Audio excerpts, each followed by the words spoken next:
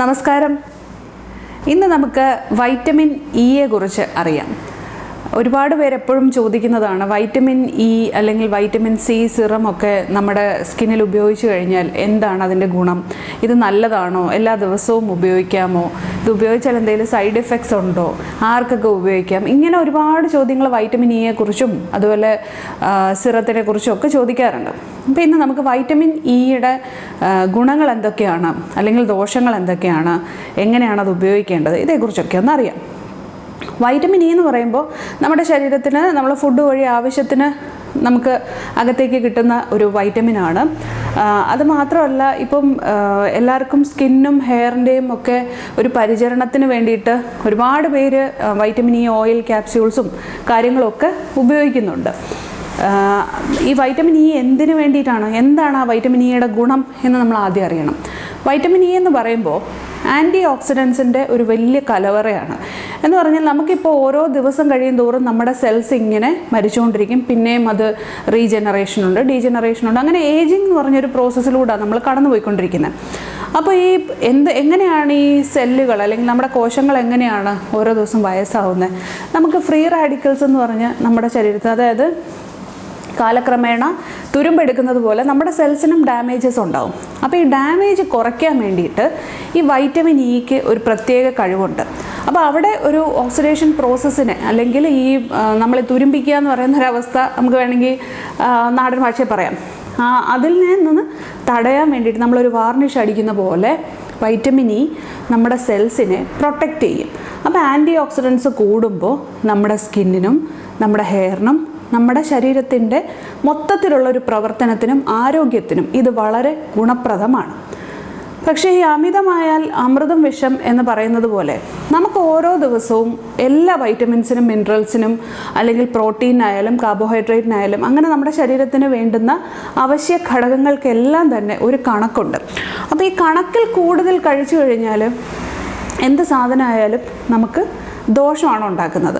അപ്പോൾ ഈ വൈറ്റമിൻ ഇയും അതുപോലെ തന്നെയാണ്, നമുക്ക് കണക്കിൽ കൂടുതൽ ആവശ്യമില്ല.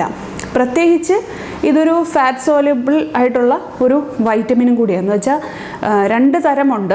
ഒന്ന് വെള്ളത്തിൽ അലിയുന്ന വൈറ്റമിൻസും ഉണ്ട്, അതുപോലെ കൊഴുപ്പിൽ അലിയുന്ന വൈറ്റമിൻസും ഉണ്ട്. അപ്പോൾ ഇതൊരു ഫാറ്റ് സോല്യൂബിൾ വൈറ്റമിൻ ആയതുകൊണ്ട് തന്നെ ഇതിന് കുറച്ചും കൂടെ അബ്സോർപ്ഷൻ അല്ലെങ്കിൽ ഫാറ്റിനെ പോലും അബ്സോർബ് ചെയ്യാനുള്ളൊരു കഴിവും കാര്യങ്ങളൊക്കെ കൂടുതലുണ്ട്.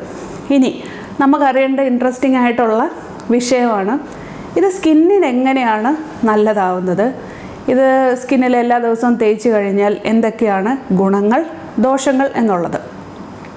സാധാരണയായിട്ട് എല്ലാവരും ഉപയോഗിക്കുന്ന വൈറ്റമിൻ ഇ ഓയിൽ എന്ന് പറയുന്നത് ഇവിയോൺ എന്ന് പറഞ്ഞ ക്യാപ്സ്യൂളാണ്. നമുക്കെല്ലാം അറിയാം, മെഡിക്കൽ സ്റ്റോറിൽ കിട്ടുന്ന പച്ച കളറിലെ ക്യാപ്സ്യൂൾ പൊട്ടിച്ചിട്ട് അതിനകത്തുനിന്ന് 1-2 തുള്ളി ഈ ഓയിൽ കിട്ടും. അതെടുത്തിട്ടാണ് നമ്മൾ യൂഷ്വലി മുഖത്ത് തേക്കുന്നത് എന്നാണ് പറയാറുള്ളത്. അപ്പോൾ ഇത് എന്താണ് ഇതിൻ്റെ ഒരു ഗുണം? നമ്മൾ സാധാരണ എടുക്കുന്ന വൈറ്റമിൻ ഇ ഓയിൽ ഞാൻ പറഞ്ഞതുപോലെ നമ്മുടെ സ്കിന്നിൻ്റെ സ്കാറിങ് പ്രോപ്പർട്ടി, അതായത് സ്കിന്നിലുണ്ടാവുന്ന ചെറിയ ചെറിയ ചുളിവുകൾ, അതുപോലെ സെൽസിലുണ്ടാവുന്ന ഡാമേജ്, ഇതിനെയൊക്കെ ഒരു പരിധി വരെ കുറയ്ക്കാനായിട്ട് ഈ വൈറ്റമിൻ ഇക്ക് കഴിവുണ്ട്. പക്ഷേ എപ്പോഴും നമ്മൾ ചെയ്യുന്ന വൈറ്റമിൻ ഇ അതുപോലെ തന്നെയാണ് അപ്ലൈ ചെയ്യുന്നത്. അതായത് അത് എടുത്തിട്ട് നല്ല കട്ടിയാണ് വൈറ്റമിൻ ഇ ഓയിൽ എന്ന് പറയുന്നത്.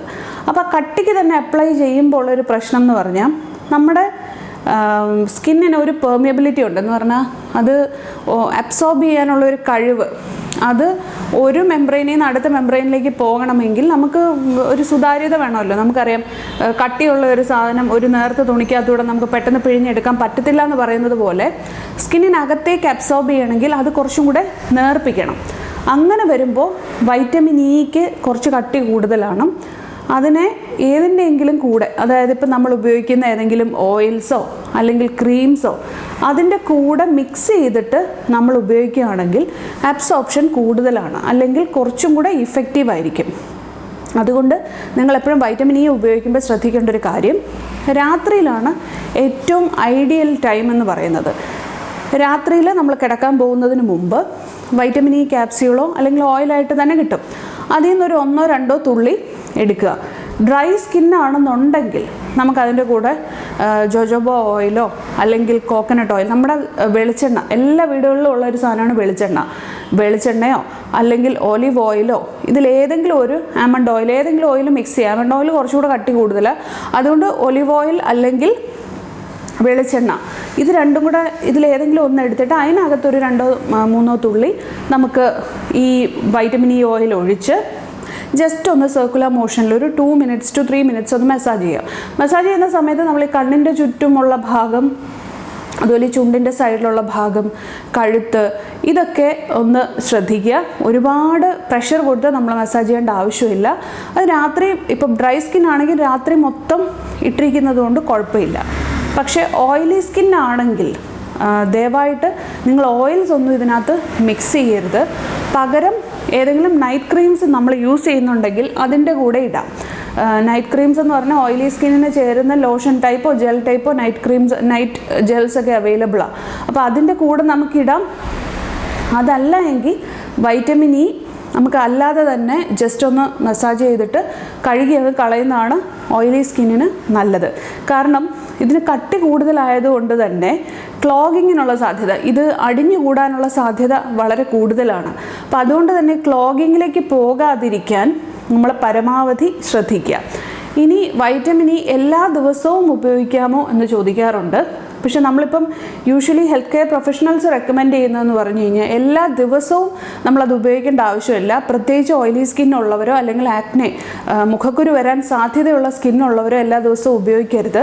പകരം ആഴ്ചയിലൊരു 3 ദിവസം നമുക്ക് ഈ രാത്രി കിടക്കുമ്പം സ്കിന്നിനെ എപ്പോഴും ശ്വസിക്കാനുള്ള ഒരു സാഹചര്യം ഉണ്ടാക്കി കൊടുക്കണം എന്നാണ് പറയുന്നത്. സത്യത്തിൽ നൈറ്റ് ക്രീംസോ അങ്ങനത്തെ ഉള്ള കാര്യങ്ങളൊന്നും നമുക്ക് ആവശ്യമില്ല.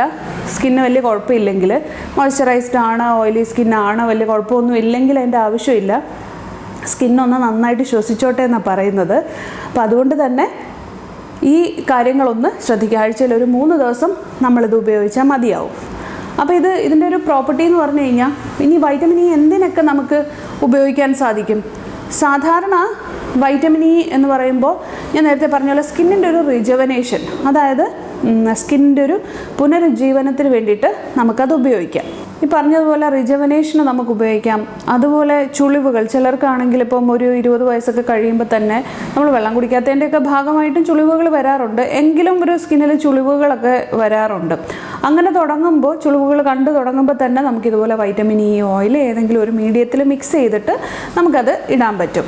പിന്നെ നമുക്ക് ചെയ്യാൻ പറ്റുന്നത് സ്ട്രെച്ച് മാർക്സിൽ ഇതിടാൻ പറ്റും. സ്ട്രെച്ച് മാർക്കിൽ ഇടുമ്പോഴും ഇത് തന്നെ നമ്മൾ വെളിച്ചെണ്ണയുടെ കൂടെയോ അല്ലെങ്കിൽ ഒലിവ് ഓയിലിൻ്റെ കൂടെയോ എന്തെങ്കിലും മിക്സ് ചെയ്തിട്ട് ഈ വൈറ്റമിൻ ഇ ഓയിലും കൂടെ മിക്സ് ചെയ്ത് സ്ട്രെച്ച് മാർക്സ് ഉണ്ടെങ്കിൽ അവിടെ ഇട്ട് കഴിഞ്ഞാൽ സ്ട്രെച്ച് മാർക്സ് കംപ്ലീറ്റ് ആയിട്ട് പോകുന്നല്ല. ഒരിക്കലും നമുക്ക് സ്ട്രെച്ച് മാർക്കിനെ കംപ്ലീറ്റ് ആയിട്ട് മാറ്റാൻ പറ്റത്തില്ല. കാരണം ഇലാസ്റ്റിനും കൊളാജനും ഒരിക്കൽ ഡാമേജ് ആയി കഴിഞ്ഞാൽ പിന്നെ അതിൻ്റെ ഒരു തിരിച്ചുപോക്ക് വളരെ പ്രയാസമാണ്. എന്ന് പറഞ്ഞാൽ അത് കോസ്മെറ്റിക് പ്രൊസീജിയേഴ്സ് വെച്ചിട്ട് നമുക്കതിനെ ഹൈഡ് ചെയ്യാൻ പറ്റും എന്നല്ലാതെ നാച്ചുറൽ പ്രോഡക്ട്സ് വെച്ചിട്ട് നമുക്ക് ചെറുതായിട്ട് ഒരു കുഞ്ഞതായിട്ടൊന്ന് മങ്ങിപ്പിച്ചെടുക്കാൻ മാത്രമേ പറ്റുള്ളൂ. അല്ല, അത് കംപ്ലീറ്റ് ആയിട്ട് പോകത്തില്ല. അപ്പോൾ അങ്ങനെ മങ്ങിപ്പിക്കണം എന്നുണ്ടെങ്കിൽ ഈ വൈറ്റമിൻ ഇ ഓയിലും വേറെ ഏതെങ്കിലും ഒരു മീഡിയം ഓഫ് ഓയിലും കൂടെ അല്ലെങ്കിൽ ക്രീമും കൂടെ മിക്സ് ചെയ്തിട്ട് കഴിഞ്ഞാൽ കുറച്ചൊരു മാറ്റം വരും. അപ്പോൾ അത് നമുക്ക് എന്താ പറയുക, സ്ട്രെച്ച് മാർക്സിന് ഉപയോഗിക്കാം. പിഗ്മെൻറ്റേഷന്, ചിലതരം പിഗ്മെൻറ്റേഷന് ഈ നാടകീയമായ മാറ്റമൊന്നും വരത്തില്ല, ചെറുതായിട്ടൊന്നും മങ്ങിപ്പിക്കും.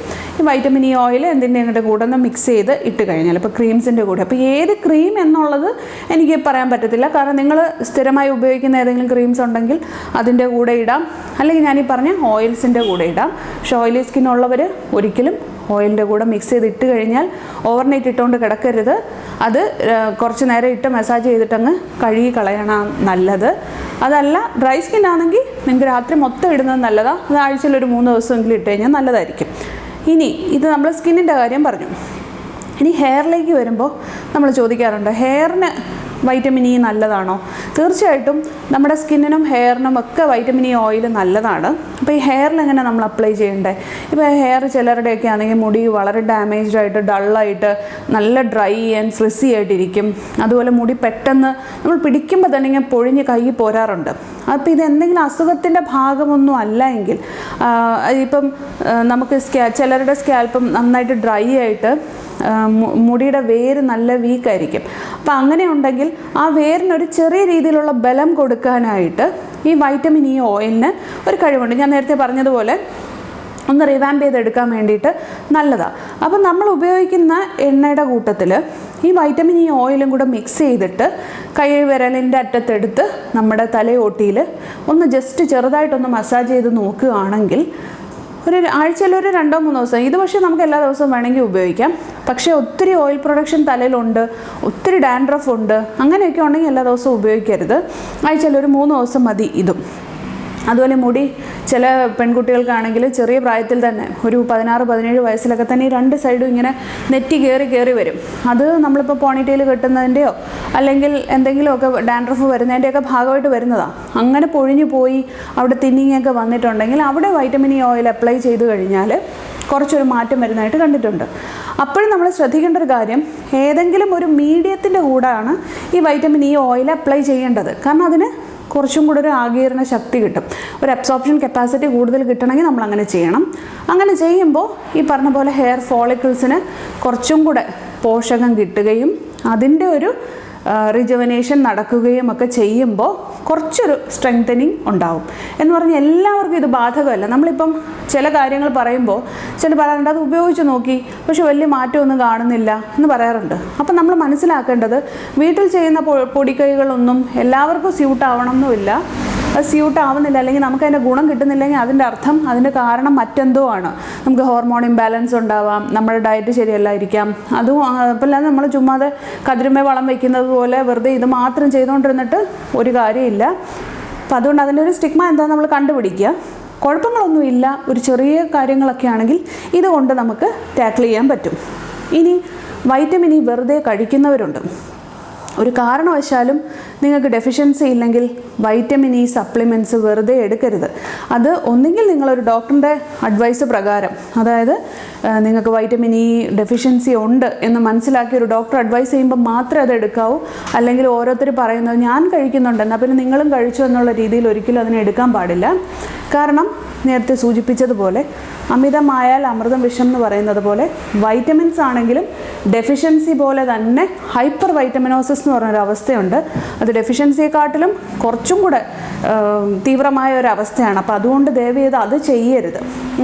ഇനി നമുക്ക് നാച്ചുറലി വൈറ്റമിൻ ഇ എന്തിൽ നിന്നൊക്കെ കിട്ടും? നമുക്ക് സാധാരണ കിട്ടുന്നത് നമ്മുടെ ചീര ഇപ്പോൾ 1 കപ്പ് നമ്മൾ കഴിക്കുകയാണെങ്കിൽ നമുക്ക് ആവശ്യത്തിനുള്ള വൈറ്റമിൻ ഇ കിട്ടും. അതുപോലെ ആമണ്ട്സ് നിന്ന് കിട്ടും, അതായത് നമ്മുടെ ബദാം, അത് റോസ്റ്റഡ് ബദാമാണ് പറയുന്നത്. റോസ്റ്റ് കപ്പലണ്ടി, റോസ്റ്റഡ് ബദാംസ്, പിന്നെ നമ്മൾ ഈ ഫ്ലാക്സ് സീഡ്സ് അങ്ങനത്തെയൊക്കെ സൂപ്പർ മാർക്കറ്റ്സിൽ ഇപ്പോൾ ഒത്തിരി കിട്ടും.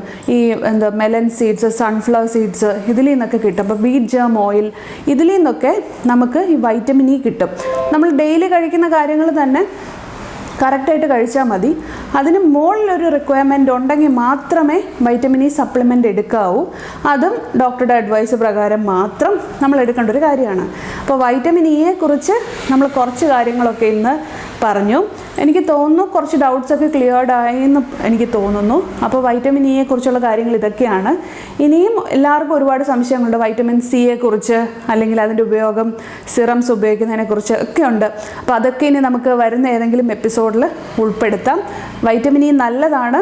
നമ്മൾ ഉപയോഗിക്കേണ്ട റെക്കമെൻഡേഷനിൽ ഉപയോഗിച്ച് കഴിഞ്ഞാൽ നമ്മുടെ സ്കിന്നിനും ഹെയറിനും ബോഡിക്കുമൊക്കെ നല്ലൊരു ഇഫക്റ്റ് കിട്ടുന്ന, അല്ലെങ്കിൽ നമുക്ക് നല്ലൊരു ഗുണം കിട്ടുന്ന ഒരു വൈറ്റമിൻ തന്നെയാണ് വൈറ്റമിൻ ഇ. അപ്പോൾ എല്ലാവരും ഉപയോഗിക്കുന്ന സമയത്ത് ഞാൻ ഈ പറഞ്ഞ കാര്യങ്ങളൊക്കെ ഒന്ന് ശ്രദ്ധിച്ച് നോക്കുക.